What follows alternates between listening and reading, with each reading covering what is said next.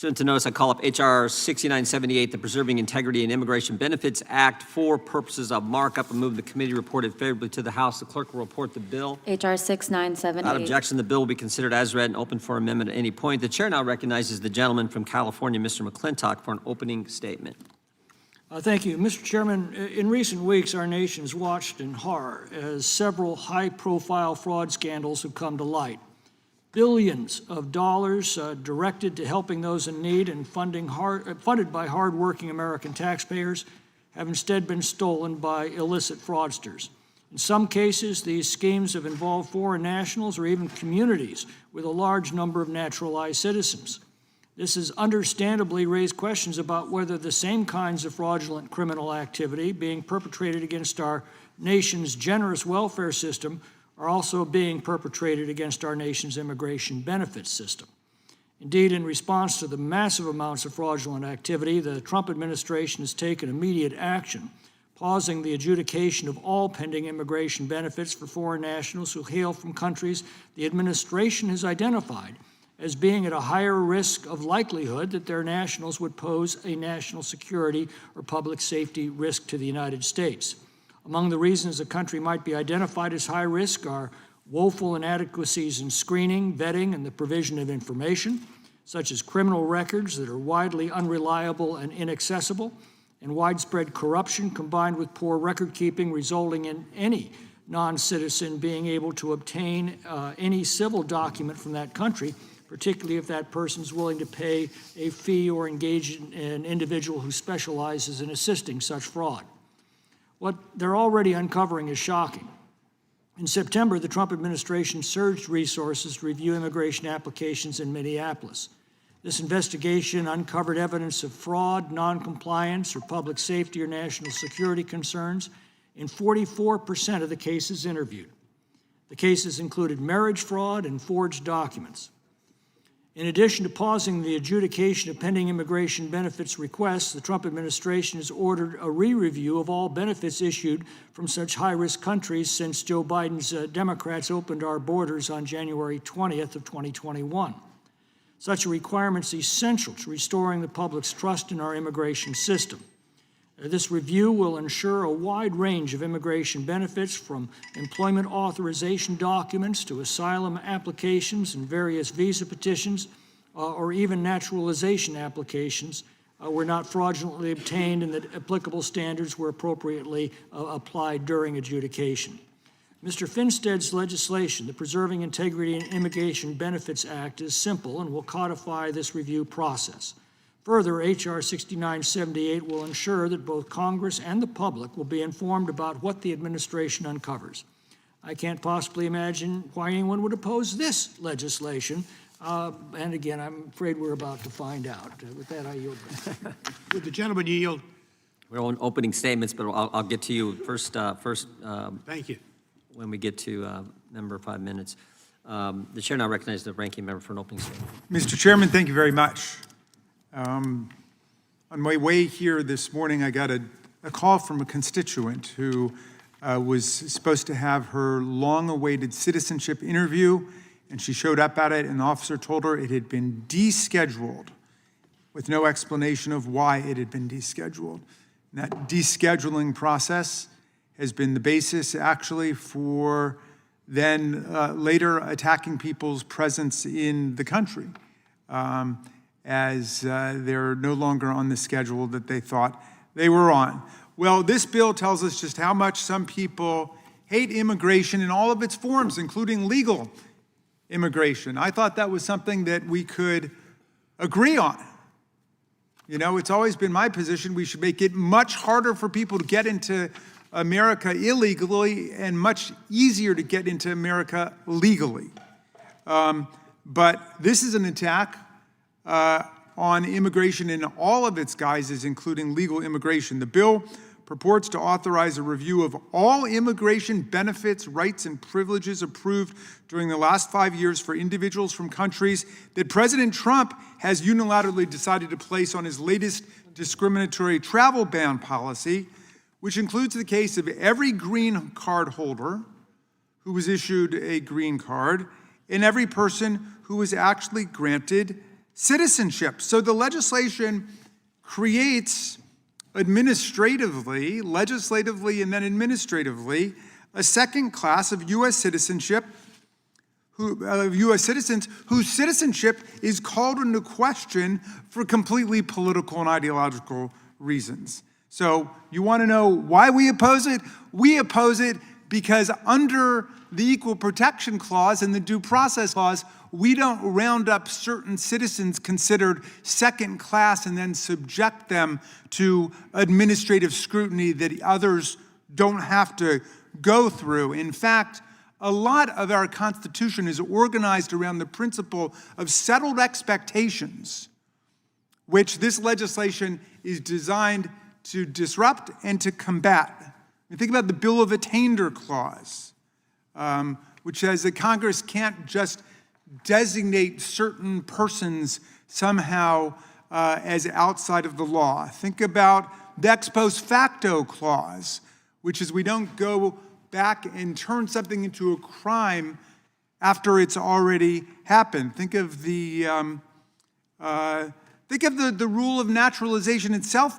Congress has the power under Article 1, Section 8, Clause 4 to establish a uniform rule of naturalization, not one that is turned on and turned off according to the politically correct nature of the group that ended up getting citizenship or ended up getting a green card. And yet the whole purpose here is to designate an inferior group of people, separate and unequal, whose immigration benefits are actually not their immigration benefits necessarily, whose citizenship is not their citizenship necessarily, but must be subject to constant administrative probing and second guessing. So we are going to oppose this, Mr. Chairman, and I'm happy to yield back to you.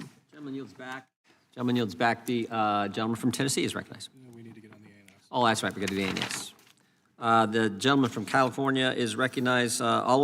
Let me back up. Without objection, all of the opening statements will be included in the record. The chair now recognizes the gentleman from California to offer an amendment in the nature of a substitute. Thank you, Mr. Chairman. I have an amendment at the desk. Clerk will report. Amendment in the nature of a substitute. Without objection, the amendment in the nature of a substitute will be considered as read, shall be considered base text for purposes of amendment. The chair now recognizes the gentleman from California to explain the amendment. Well, hold your breath. This amendment strikes a period and does not change the substance of the underlying bill. I yield back. Okay, the gentleman yields back. Now the gentleman from Tennessee is recognized. Thank you, Mr. Chair. Would the gentleman from California please yield? Can you, I believe the gentleman holds the time. Yield for, are you going to ask him for a question? I want to ask you a question. Yield for a question. Yeah. Who are the countries that would be included here? Which are the countries?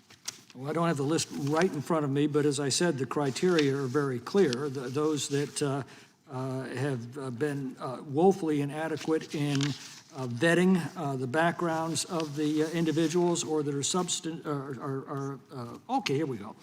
Angola, Afghanistan, Antigua and Barbados, Benin, Burkina Faso, Burma, Burundi. I could go on. There are, but there are 36. But again, these are the countries that the administration has determined have not provided information necessary for vetting the people that have come from those countries. We have no background information on them. As a witness before the immigration subcommittee told us, they're being vetted against a blank sheet of paper, or worse than that, fraudulent information that they can easily obtain in these countries because of the corrupt nature of the government. Let me ask you this. I don't know much about these countries in Africa, but their immigration and what's going on with all that. But Afghanistan is a place where most of the immigrants were people who helped us, worked at the embassy, worked as translators, and took a major effort to get them in this country, but they helped us. They were our friends, and they're subject to serious reprisals for having done that. They've been let in. Mm-hmm. And I understand they were totally vetted, and Afghanistan, I thought they weren't on this list, but they are, but the president said they were going to put them on a list of some sort because one guy from Afghanistan came and shot the poor National Guards person and killed her and wounded the other person. Right. That shouldn't punish everybody from Afghanistan. Well, by the way, I agree with you, and I think the administration would agree with you, and you're quite right that many of the people brought over from Afghanistan, we did have records on because of their interactions with our forces. Unfortunately, this administration also, the Biden administration also allowed in many that were completely unvetted, and that's the fundamental problem. We're simply going back and reviewing these as carefully as possible. That's what the administration is doing by executive order. This simply codifies the process. Would you be amenable to amending Afghanistan out because of the circumstances of their helping us, so many of them? No, I would not. And the reason is, first, it's not my bill. And secondly, I support including Afghanistan in this list for the precise reasons that I just outlined. There were many admitted from Afghanistan for which there was no vetting. We have to go back and closely examine the backgrounds of those who were allowed into this country. Thank you, sir. Would the gentleman yield? Would the gentleman yield? Ms. Lofgren was first, and Mr. Raskin. I'll just say, I mean, I'm thinking about the Iranian Americans of Northern California, who are a group of patriots who are helping us fight the oppression within Iran. And, you know, I've met so many wonderful people who have married people born in Iran, but they lived in France. I mean, you're allocated based on your country of birth, not where you've lived. And this would direct a revision of the spouses of Americans who married somebody from Iran who came over from France, and I think it's unwarranted. You know, this is a group of people that I'm so respectful of in their advocacy for freedom and non-secular democratic society in Iran, and to target them, I think, is not something I want to do, and I thank the gentleman for yielding. Thank you. Before I yield to Mr. Raskin, I think this would include our colleague, Representative Omar, and there's no reason to go back and look at her and deport her, and this administration could do it. They are so vindictive. What they've done with the Fed chairman to investigate him for something is crazy. This is the weaponization of the entire government against folks. You know, and he says he likes the Danes. Enough to where you could do it the easy way or the hard way. Mr. Raskin?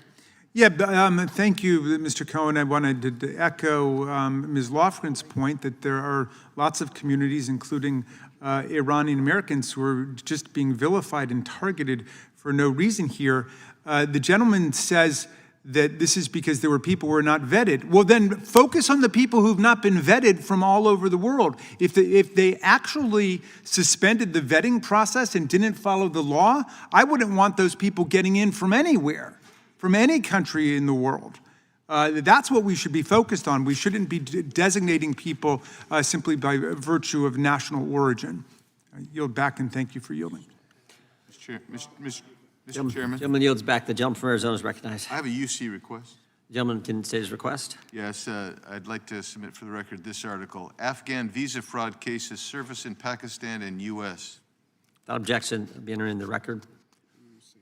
The gentlelady from Washington is recognized. Thank you, Mr. Chairman. Move to strike the last word. Gentlelady is recognized. Mr. Chairman, I want to echo some of the points that my colleagues have made. At first glance, this bill seems to require USCIS to conduct a review of all approved immigration benefit requests for individuals from countries that are covered by any travel ban that Donald Trump puts in place to ensure that these cases were properly adjudicated. But I just think we should be honest about what the bill actually does. It singles out lawful immigrants from countries that have been targeted by this random discriminatory travel ban, and it places their legal status back under suspicion. These are individuals who did everything right. We talk in this committee all the time about people following the law. These are the people who applied for lawful immigration status. They submitted extensive documentation. They passed background checks, security screenings, interviews. They waited for many, many years for a decision. And now, after USCIS has reviewed their cases and approved them, this bill tells them that that approval is still not enough. It is an attack on our legal immigration system. And we know that because Donald Trump and the administration is currently doing exactly what this bill purports to do. Under the guise of, quote, national security and, quote, revetting, this administration has paused all immigration benefit requests for hundreds of thousands of people, and it's reviewing the approved cases of hundreds of thousands of others simply based on their country of origin. That includes people who were already approved for citizenship. And I am getting notifications of people around the country who went through what Mr. Raskin's constituent went through, where they have gone through an extensive process, been approved for citizenship, get to their citizenship ceremony, and are pulled out of the line. And I think I've spoken about this before. I believe I'm one of 2 naturalized citizens on this committee. I believe Mr. Garcia is as well. It took me 17 years to get my citizenship. I went through a lot, and I can advocate for myself, as you all will attest. And yet it was still extremely difficult, and there was a lot of processing. And I still remember that day when I got there to take my oath of citizenship. And it was such an incredible honor, privilege, opportunity to be admitted after 17 years to be a United States citizen and to take that oath and to know I had gone through tests that most Americans would fail. If you gave that naturalization test to the majority of Americans, they would not pass it. I promise you that. But we studied, right? I studied those questions really hard because I really wanted to pass. And I wanted to be somebody who was worthy of the citizenship being conferred on me. And by the way, when you take that oath, there are very few countries in the world where you can have dual citizenship. There are some, but for most of us, certainly from India, it is not one of those countries. And so you have to renounce all allegiance to any other country when you take the oath. And we do that. We do that willingly because we know that when we come to the United States of America, it is an honor, it is a privilege, it is a process. And now, to be at the end of the finish line in that process, to literally have the relief of knowing that you can never be torn from the country that you've built your life in, or that you've raised your kids in, or that you've conducted your employment in, to have a second-class set of citizens is such an insult, and I actually think it's gonna backfire on us because you will have a whole bunch of people starting to question, why would I renounce my citizenship to any other, my allegiance to any other country? If somebody can come in and just say all of a sudden, and by the way, the Trump administration is doing this as well, they are actively asking for a certain number of citizenship applications to be revoked every month. There's like a target that they've given to USCIS folks to go back and look at US citizens who have been naturalized and go back through their applications. And I think that is just so dangerous for all of us. And I think it's also, this bill is a huge waste of agency time and resources. I had a lot of other things to say, but I see that my time has expired. It's a very emotional moment for many of us who are US citizens who have been naturalized, who have lived in this country for a long time, to see the distinctions that are being made between those of us who are naturalized and have been so incredibly patriotic, whether you like our opinions or not, and a part of this country, to see the ways in which certain elements of the Constitution don't seem to apply.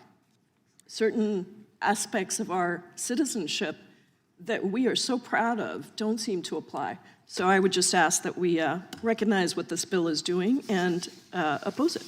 I yield back. Gentlelady yields back. Gentlelady speaks and the building rumbles. Mr. Raskin, seek recognition, or? I seek recognition, and I have an amendment at the desk. Clerk will report. Point of order reserved by the gentleman from California.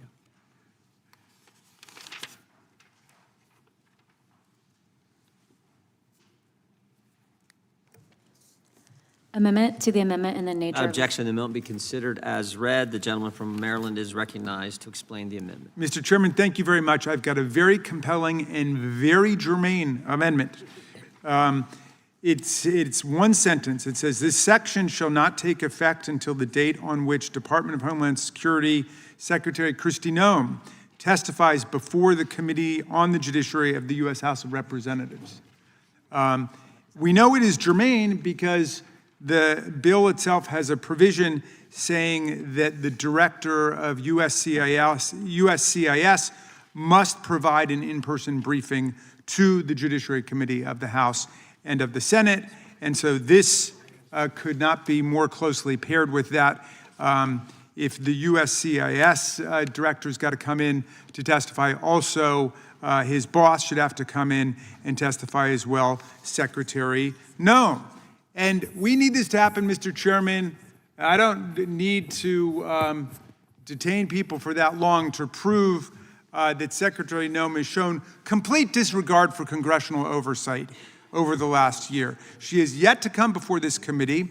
She left a Homeland Oversight House hearing after 2 hours because she claimed she needed to go to a FEMA Review Council meeting, which had been canceled and still hasn't been rescheduled. The responsiveness of DHS to our oversight requests has been abysmal.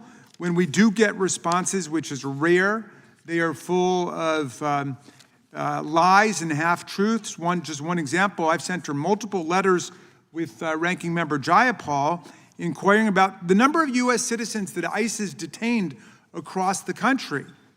And I got interested in this because one of my constituents was detained for 5 days by ICE. We didn't get her released until Christmas Day. A U.S. citizen was detained.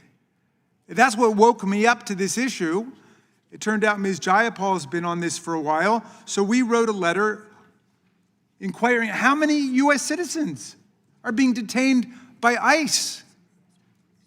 There's a now rogue police agency which is going after U.S. citizens as well as legal residents and undocumented people. Well, we get an answer which says simply, we do not detain U.S. citizens, which we know is false. I can tell you from my own district, that's false. I have constituents who are U.S. citizens who've been held by ICE. We need Secretary Noem to come in to testify before the United States House of Representatives Judiciary Committee. She needs to be held accountable. Remember, Article 1 branch, Congress, we are the law-making branch of government. We've got the power over naturalization and immigration. That's us. The role of the president is simply to take care that the laws are faithfully executed. They execute the laws which we pass.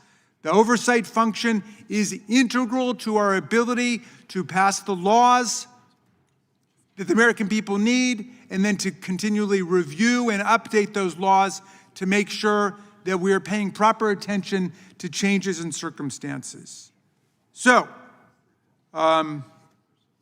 it should be noted, my staff gave me an article demonstrating that Secretary Noem's disdain for congressional oversight is not limited to our side of the aisle alone. There's an article in Notice which said that Republican staff and members are complaining that to get Secretary Noem or her staff on the phone is impossible. The article noted that GOP lawmakers are frustrated with Noem's consistent lack of communication and new rules that are delaying critical FEMA funds. One Republican member who went on record but wished to remain anonymous stated, "You would think a former member of Congress would have more effing respect for the institution she used to serve in." So I hope this is something we can do on a bipartisan basis today. There are a number of things I'm hoping we can do on a bipartisan basis. We need the Secretary of Homeland Security to come in and testify. This is perfectly relevant and germane because we're asking the USCIS director to come in and testify, and I tender it to your judgment, Mr. Chairman. I hope you can support me on that. Thank you. Gentleman yields back. Just for the committee, we are working to get Ms. Secretary Noem in front of the committee. I think we announced last hearing that we have the Attorney General coming on February 11th, and we are working to get Secretary Noem in front of the committee as soon as possible as well. So we will work on that. The gentleman withdraws his point of order against the amendment. The question occurs on the, someone want to speak on the amendment? Gentlelady from Vermont is recognized. Move to strike the last word. Gentlelady is recognized. I just want to lend my voice to the concerns that the ranking member has. Why is it that ICE is detaining Americans? And we have a number of articles that I introduced into the record last week about this issue. We have journalists who have documented over 170 Americans who have been detained by ICE, and yet we continually are gaslit by this administration, lied to by Secretary Noem, saying to us point blank that Americans have not been detained, when we know that it is patently false, because we have the records, we have the receipts, we have the names. And I want to remind everybody that immigration and customs enforcement is about immigration. They should patently not be arresting and detaining Americans, full stop. And Americans across this country are waking up to the fact that more and more we see rogue movements from ICE agents. I am thinking of a very disturbing incident that happened in the Minneapolis area in the last 48 hours, where a 17-year-old American citizen was snatched up while he was at a Target, working at a Target, 17-year-old American citizen, hauled off. He's crying. He's saying to the officers, "I'm an American citizen. I can prove it." They haul him off. And then, perhaps at some point, they realize that they've made a mistake. They literally dump him on the ground. Not where he was working, but down the road in front of a Walmart. And you can all look at this. It's all over the internet. And they literally slam him to the ground in front of a Walmart, not even where he was taken up, and they drive away. A 17-year-old American citizen. And I was just talking to my colleague, Ms. Ross. She said they had a similar incident in her home county. ICE is arresting and detaining Americans, and our government is lying about it. And we have the responsibility as members of this committee to demand answers from our government. It is our right and our duty to stand up for our constituents. And it is deeply disturbing to me that we have now incidents of Americans' doors being ramrodded without any warrant. This should terrify all of us. This is chilling. I don't care where you are on the political spectrum. And in fact, Americans, as I said, are waking up, because in that YouGov poll that I just talked about, in terms of how people are feeling about ICE, 14% of Republicans said that they thought that Agent Ross should be arrested. 14% of Republicans.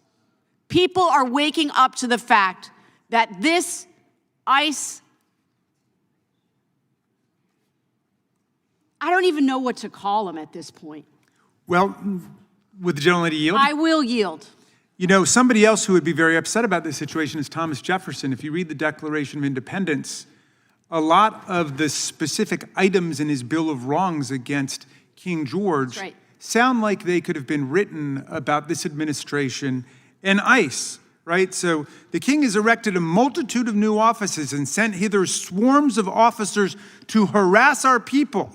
He's kept amongst us in times of peace standing armies without the consent of our legislatures, quartered large bodies of armed troops amongst us. He's obstructed the laws for naturalization of foreigners, refusing to pass others to encourage their migrations hither, and so on. I mean, this is extraordinary what's taking place with a rogue agency attacking the rights of U.S. citizens. That's right. And I would say, again, we need answers, and this committee, regardless of party, should be demanding answers from our government as to why ICE is detaining Americans.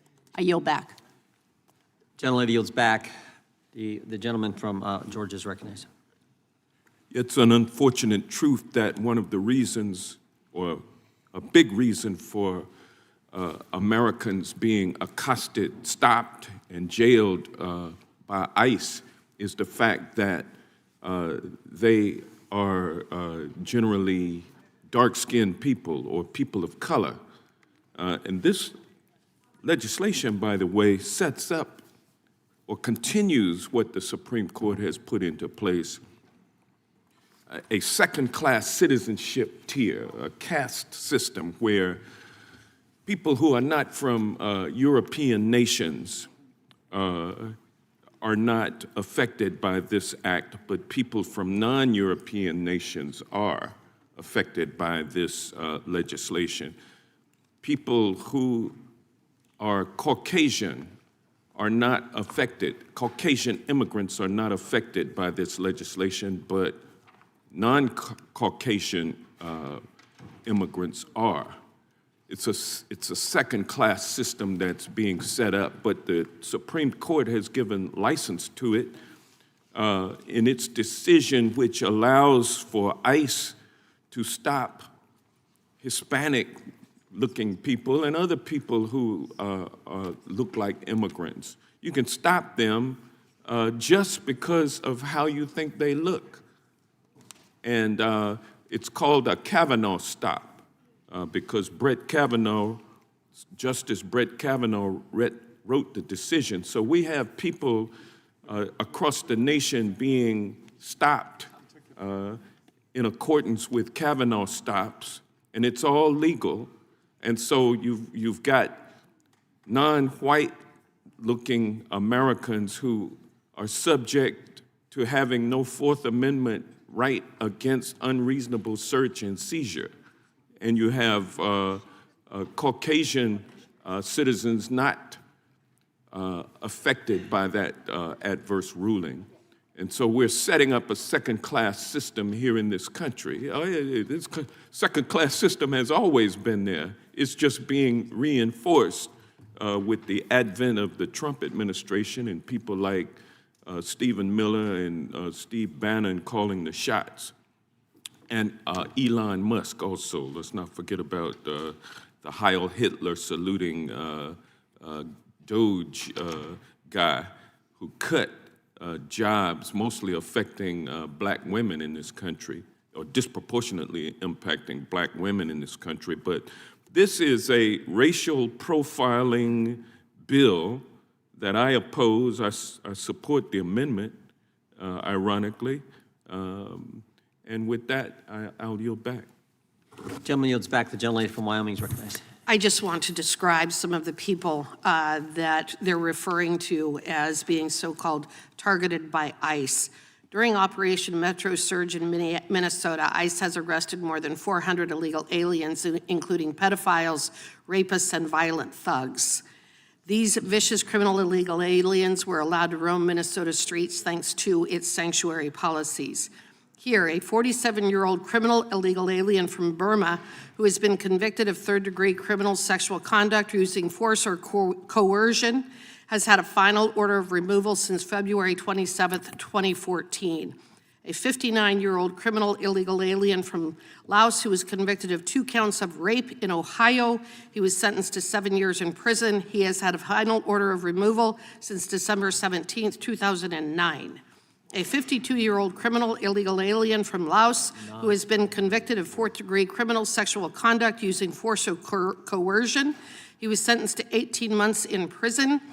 and he has had a final order of removal since March 2004. What I refer to when I say a final order of removal, it means all of them have already had the due process that they're entitled to be removed from our country. These are all illegal aliens who were in Minnesota committing these crimes. I'm shocked that my colleagues on the other side don't care about that. A 43-year-old criminal illegal alien from Somalia convicted of robbery, a final order of removal since May 17, 2011. A 42-year-old criminal illegal alien from Laos who was convicted of first-degree criminal sexual conduct with a child under 13 years old. He has had a final order of removal since October 31st, 2006. Again, all of these folks have had all of the due process that they are entitled to be moved out of our country. A 50-year-old criminal illegal alien from Laos who was convicted of first-degree great bodily harm and sentenced to 14 years and 7 months, third-degree sexual conduct, sexual intercourse with a child, and sentenced to 210 days in California. What does that say for California? And has had a final order of removal since October 31, 2000. 49-year-old criminal alien from Mexico who has been arrested for soliciting children through electronic communication to engage in sexual conduct and convicted of hiring or agreeing to hire a child under 16 for prostitution. A 63-year-old criminal illegal alien from Laos who was convicted of third-degree criminal sexual conduct and second-degree assault with a dangerous weapon has had a final order of removal since May 23, 2001. A 26-year-old criminal illegal alien from Ecuador who was convicted of robbery in Ohio, driving while intoxicated, assaulting a police officer, obstructing the legal process, and disarming a police officer. A 51-year-old criminal alien from Mexico who was convicted of third-degree assault with intent to cause physical injury. He has had a final order of removal since February 3rd, 2010. These are not people that I want to defend. These are people that we need to have out of our country. They do not belong. They do not belong here, and it is necessary for them to be removed. These are just some of the folks that have been arrested in this operation in Minnesota because the Democrats, the governor, and the mayor of Minneapolis have refused to protect the citizens of Minnesota against these kinds of people. These truly are the worst of the worst of the worst of the worst. And if the leadership in Minnesota and these other sanctuary states actually cooperated with the Trump administration, you would not see the kinds of activities that they have been having to undertake in order to protect the citizens of the United States of America. I again cannot believe that we are debating whether these people should be removed from our country. This is not a race issue. It is not a racial issue. I don't care what color you are. If you are committing rape on a child, you should be removed, whether you are from Norway or Germany or Mexico or Honduras. It doesn't matter to me what you look like. What matters to me is your conduct. And if you are going to engage in illegal conduct in the United States of America as an illegal alien, we are going to find you. This administration is going to find you, and we are going to remove you. We are no longer going to allow our citizens to be placed at risk because there are communities like you see in Minnesota and Colorado and other sanctuary states that allow this kind of mayhem to happen. With that, I yield back. Gentleman yields back. The chair now recognizes I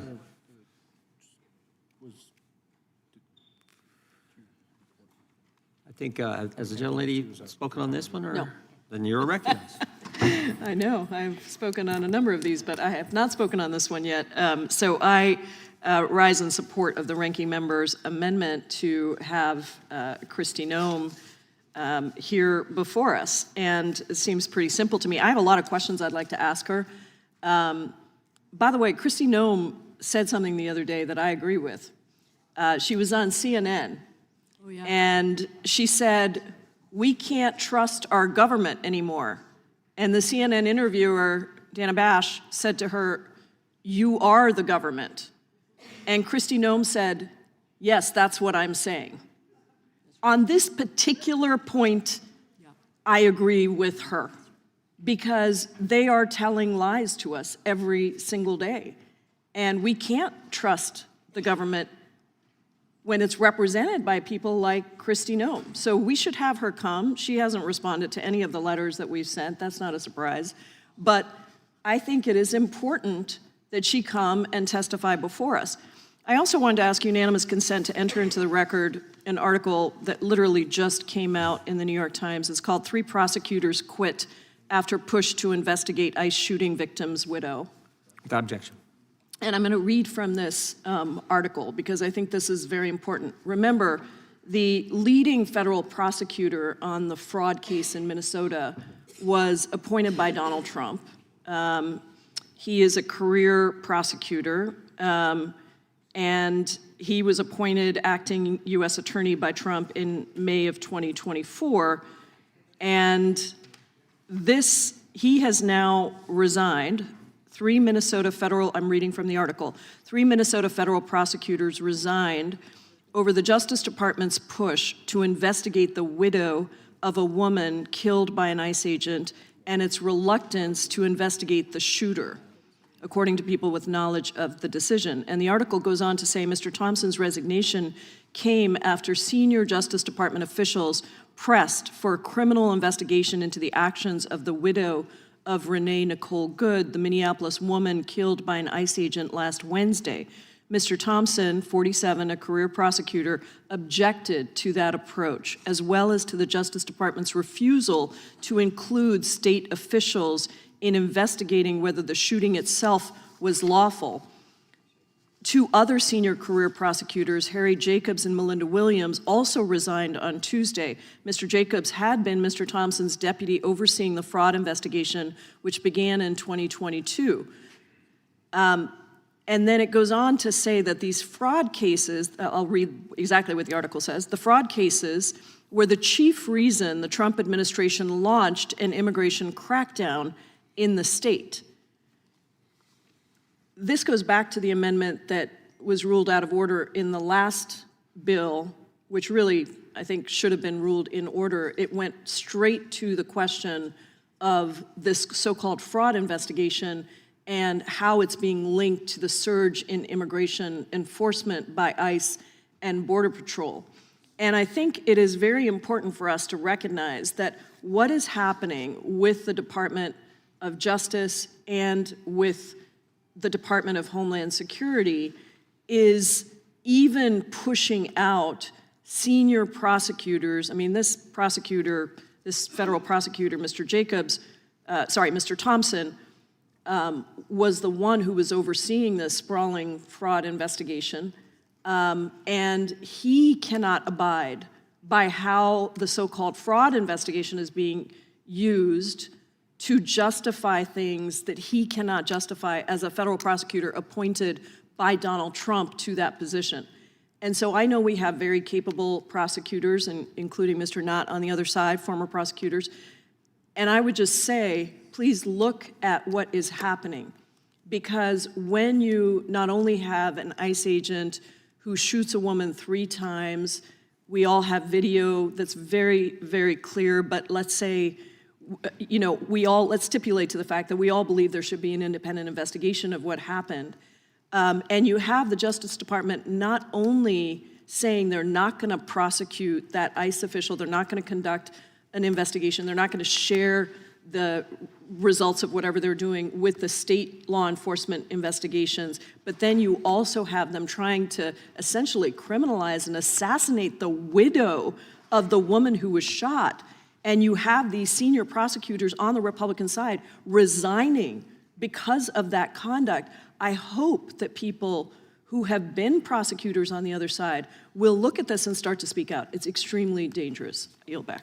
Gentlelady yields back. The gentleman from New Jersey is recognized, Mr. Van Drew. Thank you, Mr. Chairman. First of all, I wanted to say that I actually agree with one thing on the other side, and I think it's going to happen. Kristi Noem should come, and we should hear from her, and I believe that she will. There's nothing to indicate that she won't. You know, I've sat here for years now, as I guess a good number of us have, and I am always perplexed, honestly, by the other side. Always concerned with the criminal, never the victim. Always concerned with the individuals who have been convicted or indicted in another country or in this country, but never the people who've been the recipients of the pain. Always concerned with the perpetrator of criminal activity on the other side, but not the unfortunate recipient of the activity. Always concerned with the drug dealer and not the family whose family has been affected so much when somebody is addicted and poisoned and their life is ruined. Concerned with the murderer, but not the loss of life. Concerned with the rapist, they are, but not the child or the woman who has been defiled. I would even get it if you repeatedly brought up both the one side of this, all the horrible, god-awful things that have been done, and I wish to associate myself with the remarks that Ms. Hageman made, but they don't talk about even the other side at all. They don't matter. They don't care. All the horrible things that happened, they just don't say a word. The silence is deafening when it comes to that. Mr. Chair, point of order. Gentlelady, consider point of order. Do we not have a rule here in the Judiciary Committee about, impugning members of this committee, using words like never and always? I've never. You just said that we always stand up for the rapist. The gentlelady has not stated a point of order. The gentleman, the time belongs to the gentleman from New Jersey. The gentleman is recognized. So we're back to what I said. If you were concerned with both even and said, well, we have to make sure that we have the rule of law and that those who've committed crimes are treated fairly, I'm open to that. I understand that. I'll listen to that. But I just don't hear the other point. And if we want to listen to the tapes and look at the videos, it's all the one. I don't get it. We don't talk about those who were hurt and their lives destroyed. So I would say that if we want to have this conversation, I sincerely would recommend that maybe we think about those folks a little bit. We've had them here. We've listened to them here. They've testified here. People who've lost their husbands, their wives, their daughters, their sons, people who've been raped, who've been beaten, children. We didn't have them testify. We just heard stories about them. For God's sake, there's a reasoning this is all happening. There's a reason that the changes have occurred, because people don't want this happening to them. They have a right as Americans not to fear this. So, of course, we're going to do something about it. And in the process, if something happened that the other side feels was inappropriate or illegal, yeah, we can discuss that. But for God's sake, to hear only the one point of view, to me, and I really mean this, Mr. Chairman, I don't understand it. It is weird and perverse and bizarre. I don't get it. Because there's millions of Americans. Yes, you may point out there's some Americans that were going too far. Okay, I'll listen to that. I'll digest that. But man, there's a lot of Americans that were really scared, really worried, really upset, and feared for their families at so many levels. It's hard to live life today with all the challenges there are out there, especially for young people and the defenseless, and the silence is deafening. So I just wanted to leave that thought here. Maybe we think about the people who've been so badly hurt by some of the awful, horrible, and if you want the lists of people who have been deported or have been imprisoned and what they did and who they hurt and how many lives they destroyed, that's certainly producible. Will the gentleman yield? We can get you that. I will yield for the 48 seconds I have. Thank you. When will the gentleman support putting up the plaque in commemoration of the sacrifice of the Capitol Hill police officers who defended us on January 6th? When will the gentleman support bringing that plaque out? Reclaim my time. First of all, I don't know that that's germane to what we're doing today. Well, it's supporting but the police. I will answer it anyhow. Guess what? I do support it. I wouldn't have a problem with the plaque going up. It is a decision by the Speaker, and this is what he's decided, and I support the Speaker, but I don't have a problem with putting the plaque up. And Mr. Chairman, I yield back. Gentleman yields back. The gentlelady from California. Thank you, Mr. Chair. I'm going to speak just a little bit, and then I'm going to yield to my ranking member. But when my colleagues on the other side of the aisle were talking about all the pedophiles and the violent thugs and the rapists, it does sound exactly like some of the January 6ers who were pardoned by this president. Because, in fact, some of those very exact folks went out and committed these additional crimes after they were pardoned. Soliciting from minors, abusing little children, raping women, assaulting officers, in fact, even after they were pardoned. I don't think anyone on my side of the aisle wants to get into a debate about the rule of law. We all believe in upholding the rule of law. And I have to tell you, people of all ages, of all ethnic descriptions, of all status, commit crimes every day. And the Cato Institute actually has a report that talks about the tens of thousands of folks who are here illegally who are committing crimes and are incarcerated versus the tens of millions of U.S. citizens, native-born Americans, who are committing crimes and are incarcerated. So it's not the undocumented folks who are taking up all the space in the prisons, it's U.S. citizens. But I support this amendment because Kristi Noem should show up. She should show up with all of her receipts. Because if she's unafraid of showing up, she should have all of her receipts. Because we have questions. You should have questions. Why are ICE agents busting down doors without proper warrants, without probable cause? Why are they rolling up on schools with like little kids, okay, during lunchtime, rolling up into hospitals, into social service centers, and into child care centers, looking for whom? And who are they? Why are they still masked? No other law enforcement agency has masked individuals working for them. Why do they need $500 billion extra?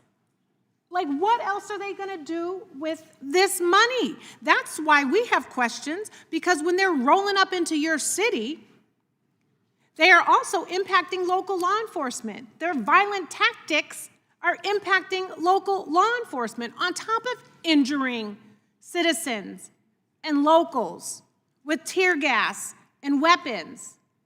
And these folks are infringing upon your Fourth Amendment rights, your Fifth Amendment rights, the 10th Amendment rights. They have thrown the Constitution into the fireplace. And this is the exact committee where we should be asking her these questions. And if she thinks it's okay to do it, she can come with her receipts. So I would like to yield the rest of my time to the ranking member if he would like it. I thank the gentlelady very much. I was truly astonished by the remarks of the gentleman from New Jersey who said that he is always shocked that the Democrats stand up for criminals, for the convicts, for the drug dealers, for the rapists, and not for the victims. He finds it weird, he finds it perverse, he finds it bizarre, which strikes me as a case of nothing less than moral dyslexia. And I would charge him with exactly what he's charging us with. Let's begin with January 6th. I know the gentleman doesn't like to talk about January 6th, but charity and compassion for victims starts at home, Mr. Van Drew. Just like the defense of the rule of law starts at home, right here. So we had thousands of crimes committed against our police officers. And Donald Trump pardoned 1,600 of them, people who smashed police officers in the face with baseball bats, with hockey sticks, with Confederate battle flags, with Donald Trump flags, Confederate battle flags. The gentleman doesn't utter a word about that. He's content to have them give $5 million to the family of Ashley Babbitt, even though 2 different government investigations said the police had acted responsibly and reasonably under the circumstances, but he's got no problem with giving $5 million to them. Has he proposed a penny for the families of the officers, including the ones who've been driven out of police work because they're permanently disabled and disfigured by what that riotous mob did? This goes way beyond January 6th. I'm going to submit for the record a list of all the clemency grants by President Donald Trump. Here are the drug dealers you're looking for. Here are the murderers you're looking for. Here are the rapists you're looking for. Look at the people who got pardoned. I'm going to submit our report 1 year later assessing the public safety implications of President Trump's mass pardon of 1,600 rioters. It's not just the people who committed violence on that day. Without objection. 33 pardoned insurrectionists have since been charged with, convicted of, or arrested for these offenses. I'll leave you with this thought, Mr. Van Drew, so you can take this back and consider your double standards. Gentleman's time Rape, has expired. child sexual Gentleman's assault. time has expired. Okay, well, maybe somebody else will give me the chance to complete it. Mr. Chairman? Gentleman from Arizona is recognized. Thank you, Mr. No, Chairman. excuse me. Gentleman from Texas, then I'll come to the gentleman from Arizona. I apologize. Gentleman from Texas is in line. Well, my apologies to the gentleman from Arizona. What we're talking about here is an amendment to a bill, the purpose of which is to preserve the Integrity and Immigration Benefits Act. Yep. The bill is to require USCIS to review all approved immigration benefit requests that were approved from January 20th, 21 to present, to make sure that foreign individuals who enter the United States from terror-prone or high-risk countries, make sure our national security is being protected is a top priority. We can debate the policies of how we handle American citizens and how long they should be in jail and what they should be in jail for. I'm for that. I'm for prosecuting bad guys. I'm for putting them in jail. And I've had debates here about policies taken here on both sides of the aisle under the second chance, first step, all these things. I am decidedly for making sure that bad guys who are carrying out particularly violent crimes, but crimes in general, are put behind bars and are not released prematurely so that they engage in additional criminal behavior and recidivism. The point here is that the individuals we're talking about that ICE is removing from the United States are individuals who are here in the United States because somebody decided they should be here. And these are people who are illegally present or present by virtue of what I believe was an abuse of the law under asylum and parole under the previous administration to put individuals into our country that needn't be here. That's the point. So when we're talking about going down the list of people that ICE have arrested, the gentlelady from Wyoming has done it. Other members has done it. I could go through the list I've got right in front of me. Austin, Texas, kidnapping and rape, an individual from Afghanistan. Somebody from Mexico, aggravated assault on a family house member, impeding breath and circulation. An individual from Honduras, aggravated assault causing significant bodily injury. These are all in Texas, right around where I live. Indecent assault, guy from Mexico in Harris County in Houston. Sexual assault of a child, a guy in Harris County, which is Houston. Abandoning or endangering a child, Burnett, Texas, right up the road from where I live. Indecency with a child by exposure, Fort Bend County, Texas, near Houston. Aggravated assault, assault and drug possession. To the extent we care about race, which I do not, I just searched the database for people from Ukraine, making maybe a wild assumption some of them might be just some white dudes. Sure enough, I got a whole page of incredibly bad crimes here in terms of child abuse, burglary, drugs, assault, sexual exploitation of a minor. These are very bad people who are walking among us in the streets of the United States. And the question is why? President Trump didn't release these people into the streets of America. I didn't vote to release these people onto the streets of America. It wasn't the people that are running this administration that have released these people onto the streets of America. It was very decidedly the Biden administration, Mayorkas, and others that released the people into the streets of America and or have supported policies that have allowed these dangerous individuals to exploit our immigration laws to be on the streets of the United States. And ICE is engaging in their job to remove them. In what universe do we not say we fully support ICE removing them? Have hearings about conduct, review conduct, as we should in oversight. But the idea that we're talking about 33 individuals, as the ranking member raised, about those individuals, all but 4 of them were for events that occurred prior to January 6th. So only 4 were things that have occurred since. Now, do I support ensuring that if they're violating the law for whatever charges the gentleman read off, due process, et cetera? Yes, charge them with crimes, put them in jail. The point here is we have thousands, tens of thousands of people from around the world who are either illegally present or are only present by virtue of the abuse of our immigration laws, very specifically by the previous administration, that are on our streets endangering Americans, and Americans have died as a result, been raped as a result, and harmed as a result, and ICE should remove them. I yield back. Gentleman yields back. It's the gentlelady from California. Thank you, Mr. Chairman. I think we can all stipulate that all of us are opposed to crime and to victimizing innocent people. But I do think it's ironic that the President of the United States has pardoned people who have been involved in those same things. And I think the gentlelady from California had a quick question she wanted to pose. I yield to her for that question. Yes, thank you.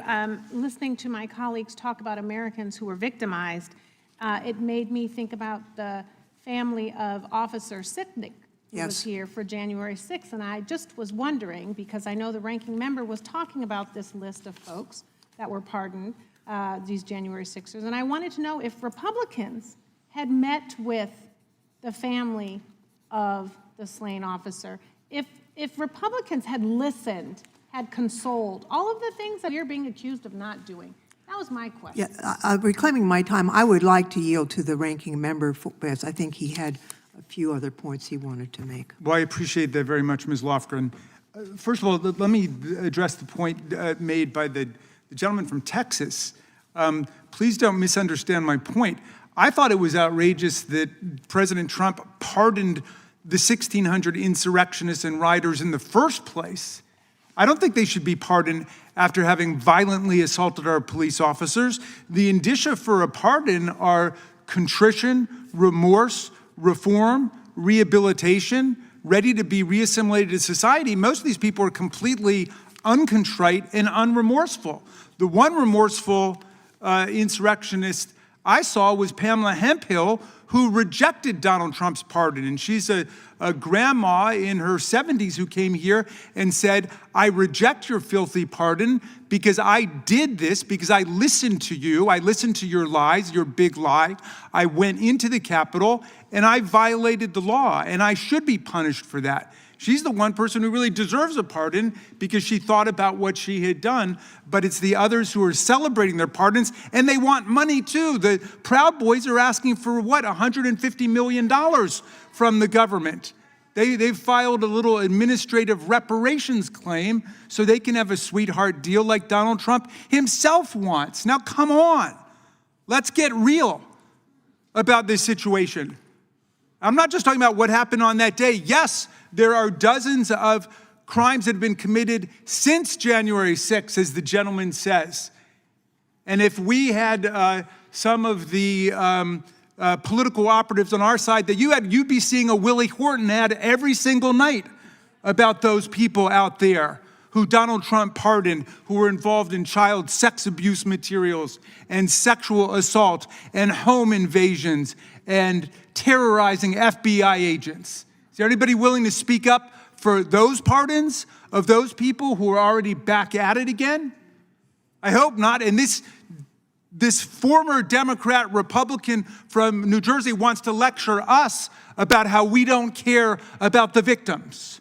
And we were with the police officers on January 6th and with their families. We don't pretend they don't exist. We don't pretend that their lives haven't been fundamentally altered and renegotiated and changed by what happened because it's politically inconvenient for us. We got to get over this idea that there are somehow politically worthy victims and politically unworthy victims, either of general crimes or crimes by the state, by the police. And there's some people who, they don't look at what the criminal event was, they look at who the victim is or who the perpetrator was. And that's wrong. We got to be standing up for people across the board against crime in America and against crime by government officers, including ICE agents. The gentlelady read a list of bad actors in Minnesota who, if they are undocumented, should be out of the country. Everybody agrees to that. That doesn't mean that we have to remain silent when an ICE agent shoots a 37-year-old mother, U.S. citizen, in the face 3 times when she provided no threat to him. And I would hope that my colleagues who can stand up for a rioter, an insurrectionist, who charges into the Capitol and charges into the House of Representatives against a police officer, even though 2 investigations completely exonerated him, would at least be able to understand why America is so upset about the killing of Ms. Good in Minneapolis. I yield back, Mr. Chairman. Gentleman yields back. Strike the last word. Gentleman from New York is recognized. Thank you, Mr. Chairman. I echo my colleagues' comments about January 6th and, of course, the absurd hypocrisy from my Republican colleagues. But I want to address some of the arguments that my friend from Texas made and that we hear so often from our colleagues on the other side. This notion that what this administration's immigration dragnet is, focuses on, quote unquote, the worst of the worst. The rapists, the murderers, the sex abusers, the most awful of crimes among the ones that are charged here. The problem is that based on this administration's own data, 5% of immigrants who are detained have criminal histories with serious felonies. 5%. 70% have no criminal history whatsoever. So if you were to tell us that the President of the United States is following through on his promise to target the worst of the worst, to the convicted felons, and to deport them, you will have no objection from this side. We would be out there supporting this administration right alongside with you. But that is not what is happening. And that's why so many Americans are angry. That is why, for the first time ever, polling shows that the majority of Americans want to abolish ICE. What we are seeing around this country is not targeting the worst of the worst. It's not deporting the worst of the worst. It is going after people, many of whom are lawfully here. You may not like the asylum process. I get it. I don't like it either. It takes way too long.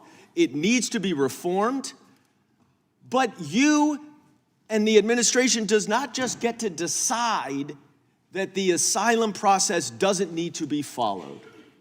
And perhaps the reason why this amendment is so important is because when the Secretary of Homeland Security came before the Homeland Security Committee, she admitted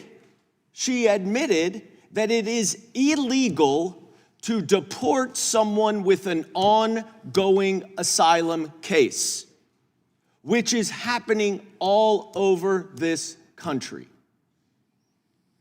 I don't hear any of you standing up for the rule of law and saying, you know what, hold on, our asylum process is broken. We should reform it. We should legislate. We should actually address the fact that asylum takes 7 years to get through.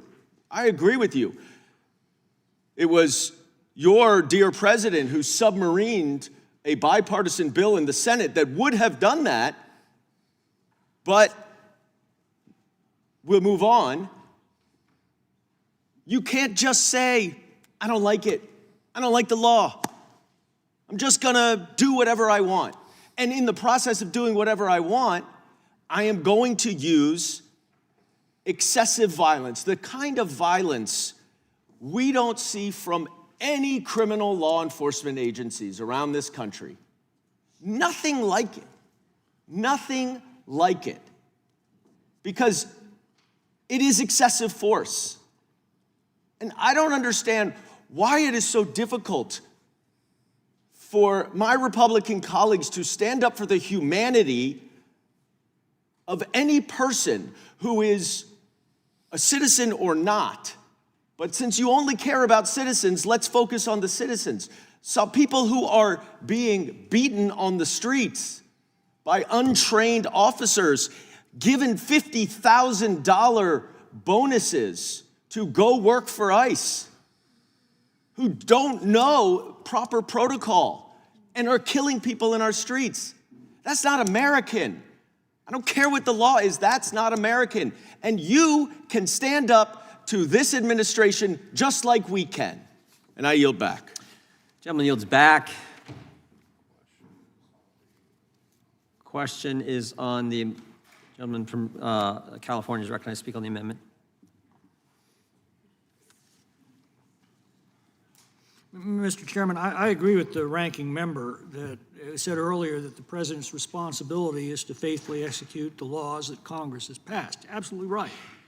But the Democrats are doing everything they can to obstruct the president from enforcing the Immigration and Nationality Act, which specifically requires any person who illegally enters our country shall be detained. That's the exact wording of the law, shall be detained. This is a clear provision of law that Biden simply refused to faithfully execute or even to casually observe, as the Democrats here cheered him on. Again, I remind them, if they don't like the law, they should make their case to change the law. Just level with the people. Just admit you don't care who's admitted into our country or what it costs people's families or affects their safety. We are seeing a fairly dramatic reduction in crime in those jurisdictions where ICE enforcement is being surged, precisely because ICE is targeting people who either have criminal convictions, criminal charges, or final removal orders issued by a court that they're simply ignoring. The gentleman from New York tells us only 30% of those targeted by ICE have criminal convictions.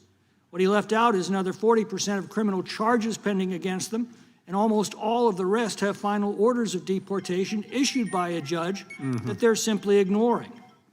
And with regard to pending asylum claims, the law, again, is very clear.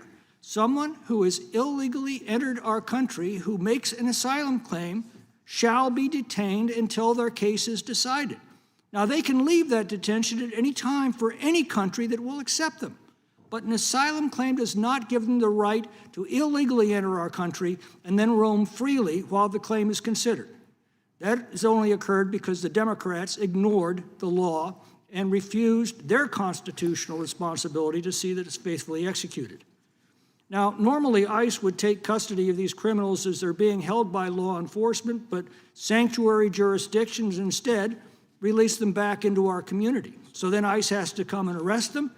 And if there are other illegals in their presence, well, they shall be detained as well, because, again, that is precisely what the law requires, shall be detained. Again, if you don't like it, then make the case to change it. I sympathize with any American citizens who are detained until their nationality can be confirmed. I sympathize with any American who is detained by law enforcement while they're under suspicion for any crime. Our system isn't perfect. Sometimes innocent people are placed under suspicion, but the alternative is not to enforce any of our laws, and that seems to be the position of the Democrats with respect to our immigration laws. My colleague from California says, well, we all support the enforcement of the law. Well, prove it by telling the violent mobs that listen to you not to obstruct the enforcement of our immigration laws, not to harass and assault law enforcement officers, and not to threaten them or their families or interfere with their duty to enforce the law. But this bill involves those admitted to our country as refugees by the Biden administration without thorough vetting, often without any vetting at all. So to my colleague from Georgia, he's precisely wrong. Race has nothing to do with the review. It has everything to do with the fact that there are certain countries that are hostile to ours, that have deeply ingrained cultures of corruption, active terrorist networks, and are entirely unreliable in any information they do provide. These are countries that have demonstrated a high degree of unreliability or inaccessibility of records that make vetting all but impossible. Many, many people were admitted with little or no information on their backgrounds or intentions, coming from countries with active terrorist cells. We had many hearings involving USCIS where we received testimony that the Biden administration ignored vetting requirements in what was described as a get-to-yes policy, when you had hundreds of thousands of poorly vetted or unvetted migrants admitted en masse. It seems only prudent to go back and review their backgrounds because this review was not done when they were originally admitted. This is already being done by the administration because that is their duty, to protect the American people, something the Democrats have consistently seemed uninterested in or even opposed to doing. I yield back. Gentleman yields back. Question occurs on the amendment offered by the gentleman from Maryland. All those in favor say aye. Aye. Those opposed, no. No. Opinion of the chair, the noes have it. Can we have a recorded vote, please? The recorded vote being requested. The clerk will call the roll. Mr. Jordan? No. Mr. Jordan votes no. Mr. Issa? Mr. Biggs? Mr. McClintock? Mr. McClintock votes no. Mr. Tiffany? Mr. Massey? Mr. Massey votes no. Mr. Roy? Mr. Roy votes no. Mr. Fitzgerald? Mr. Klein? Mr. Klein votes no. Mr. Gooden? Mr. Gooden votes no. Mr. Van Drew? Mr. Van Drew votes no. Mr. Nels? Mr. Moore? Mr. Moore votes no. Mr. Kiley? Mr. Kiley votes no. Ms. Hageman? Ms. Hageman? Ms. Hageman votes no. Ms. Lee? Ms. Lee votes no. Mr. Hunt? Mr. Fry? Mr. Grothman? Mr. Grothman votes no. Mr. Knott? Mr. Knott votes no. Mr. Harris? Mr. Harris votes no. Mr. Onder? Mr. Onder votes no. Mr. Schmidt? Mr. Schmidt votes no. Mr. Gill? Mr. Baumgardner? Mr. Raskin? Aye. Mr. Raskin votes aye. Mr. Nadler? Ms. Lofgren? Ms. Lofgren votes aye. Mr. Cohen? Mr. Cohen votes aye. Mr. Johnson? Mr. Johnson votes aye. Mr. Swalwell? Mr. Liu? Ms. Jayapal? Ms. Jayapal votes aye. Mr. Correa? Ms. Scanlon? Ms. Scanlon votes aye. Mr. Neguse? Ms. McBath? Ms. Ross? Ms. Ross votes yes. Ms. Ballant? Ms. Ballant votes yes. Mr. Garcia? Mr. Garcia votes aye. Ms. Kamlager-Dove? Ms. Kamlager-Dove votes aye. Mr. Moskowitz? Mr. Goldman? Mr. Goldman votes aye. Ms. Crockett? Mr. Baumgardner? Mr. Baumgardner votes no. Mr. Gill? Mr. Gill votes no.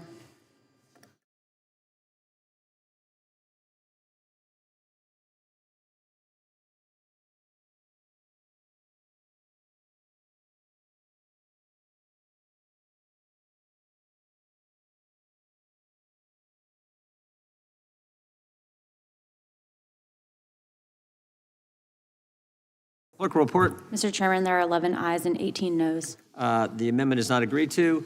The question now occurs on the amendment in the nature of a substitute.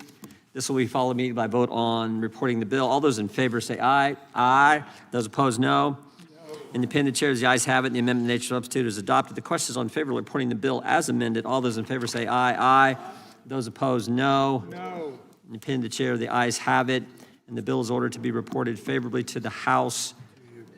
Can we have a recorded vote, please? Yes, you can. The clerk will call the roll. Mr. Jordan? Yes. Mr. Jordan votes yes. Mr. Issa? Mr. Biggs? Mr. McClintock? Mr. McClintock votes aye. Mr. Tiffany? Mr. Massey?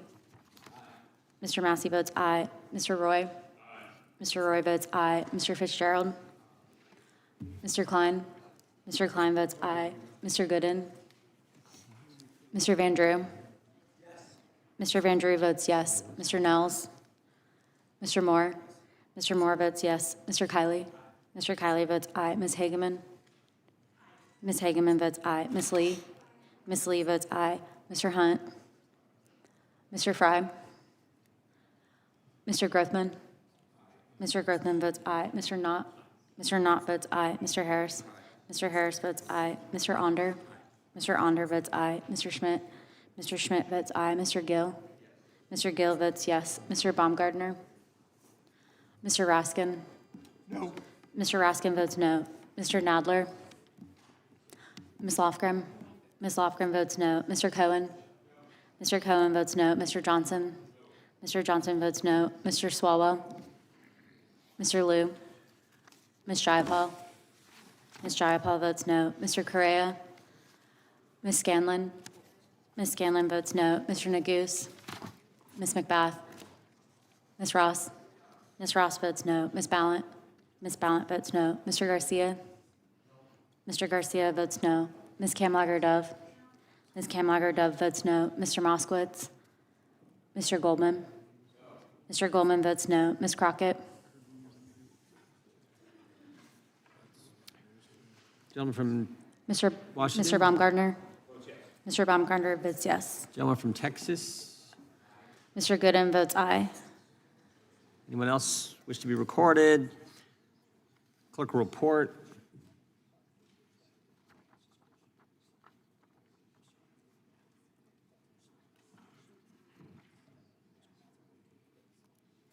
Mr. Chairman, there are 18 ayes and 11 noes.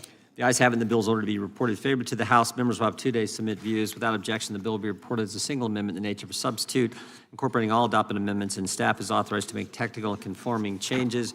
The committee will stand in recess. We have 2 votes on the floor, previous question and rule, and then we will come back and resume the markup as soon as our work on the floor is completed. With that, we stand in recess.